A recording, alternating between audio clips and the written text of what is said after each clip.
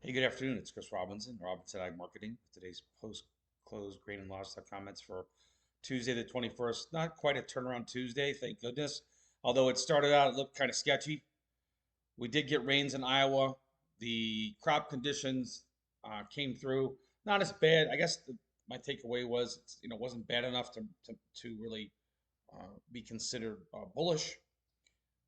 Certainly wasn't super friendly. The market took that, thought about it, thought about the rains in Iowa, printed a 69 print last night. We opened at 70 and traded as high as 76 and a half. We did settle at 75 and a quarter, up 2.25 cents. I think the biggest thing is we're above the 100-day moving average finally at 73 and a half.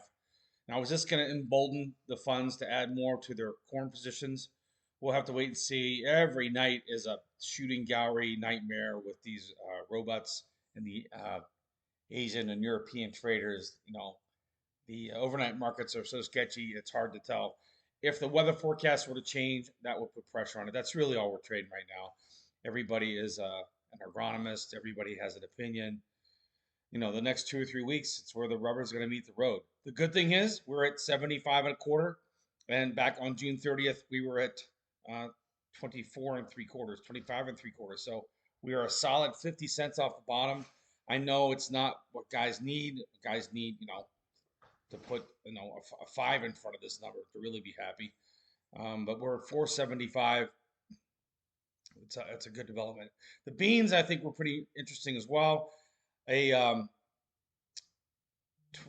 13-cent trading range from 30 to 17. This morning, we opened up right there at 21. We settled right here at 21. So this 21, 22 level is very, very key.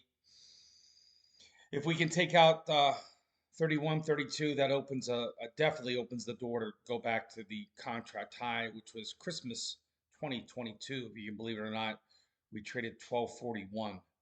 So these are 3.5 year highs. Even today at 1222, we did settle 3.5 cents lower. But big picture, these are great prices, especially considering that we started the year at 1050. So we're at 1222. And again, what's driving us? There were no more cash sales to China today. However, this is the time of the year where they will buy what they've been doing. You know, um, couple thousand contracts here and there. They've got quite a few to go to chew into the 25 million metric tons that they promised. They've bought about 2 or 3 million metric tons so far, so they got a lot more they have to buy. But at least they're buying it, right? Um, in the wheat, another wide trading range today, almost a 15-cent trading range. Sub traded as high as 79 and as low as 65. We did settle at 68, up 4 cents. I would say this every day for the next month month or so.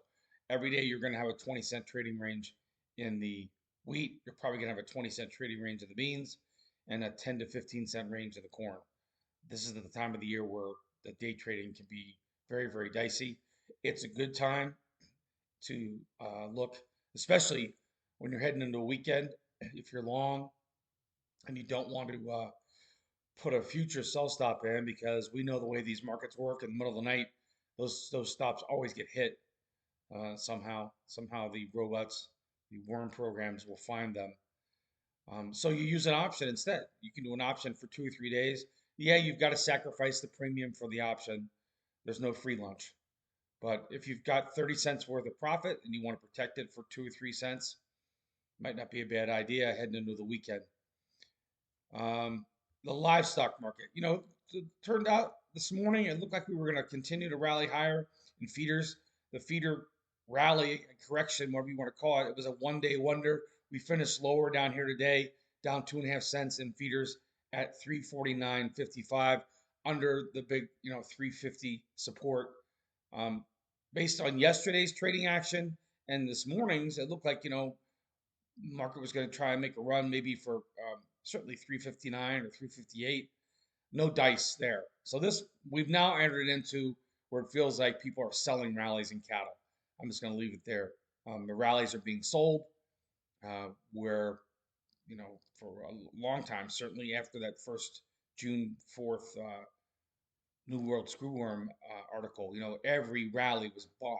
Now every rally is being sold. So take that with a grain of salt. Fat cattle August did finish up barely up 15 ticks at 226. Same idea though, a $2 trading range. But you know, in the feeders, another the low was 47.80. So you know, over a $6 range from 47.80 to 53.50. Just about a five and a half $6 range. It makes it really really hard, especially when if you're trading futures, because if you're wrong on a one lot, it's 3 grand. Most people aren't interested in eating 3 grand on a one lot loss. Finally, in the hogs, a $2 trading range, about a little more than a dollar 50. October finished up 40 cents, just about a $2 range. Those markets, the hogs, they're trying to extend their rally. It's been a tremendous recovery, especially if you look at like October. October back in March, October was at 98, almost 99, and excuse me, not at 99. October was trading 94.40 on its highs, broke all the way down to 80. So we had a $14 break to 8 month lows not that long ago. This recovery has been very, very technical. If you take that high down to the low, we have now recovered exactly 62%, right? If you take 94.40 and then the low down at 79.75, which again was almost a 1 year low, for goodness sakes, we've now clawed back 60% of it in the space of about 2 weeks. So we had been talking about this back then. For anybody that was concerned when we were on those 8 month, 9 month lows, that wasn't the time to have very expensive puts on the books. We used that opportunity for our clients to roll down puts that were deep in the money, not because we knew the low was in, but we were trying to position ourselves so that in case we had a rally like this, you had a cheap put go worthless and not an expensive put. So good action in the hogs. Is it overdone? I don't know. We've hit huge resistance here though. Very very technical. And I'll put this in the letter tonight. If you're not getting my letter, robinsonagmarketing.com. I do it every night after the report. I spend an hour and a half to 2 hours sometimes doing all these charts, so you don't have to. You can go get on with your life, take care of your farm, take care of your family. I'm going to sit here for the next hour and a half, 2 hours, and write the letter. So if you'd like my information, if you want to take a look at it, robinsonagmarketing.com, or give me a call, 312-638-8868. We do have some cash sale targets that we're closing in on here in December corn, um, and also to November beans. If you're interested in what those are, that's a big part of my program. I make the cash sale recommendations. You're free to follow them. And the nice thing is, once I make the recommendation, it stays out there because it is in black and white. And so I have to stand by those recommendations. Okay, guys, have a good rest of the day. Take care.